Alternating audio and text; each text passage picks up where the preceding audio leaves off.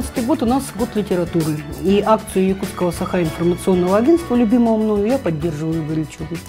И мне нравится смотреть то, что вы уже сделали, какие стихи уже прочитали и записали люди.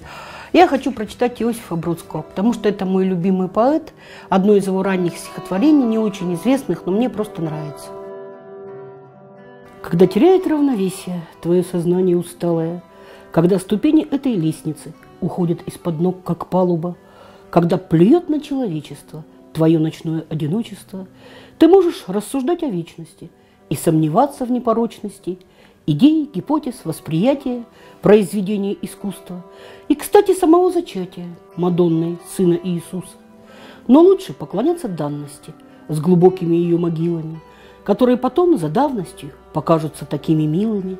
Да, лучше поклоняться данности с короткими ее дорогами, которые потом до крайности покажутся тебе широкими, покажутся большими, пыльными, усеянными компромиссами, покажутся большими крыльями, покажутся большими птицами. Да, лучше поклоняться данности с убогими ее мерилами, которые потом до странности послужат для тебя перилами, хотя и не особо чистыми, удерживая в равновесии твои хромающие истины на этой выщербленной лестнице.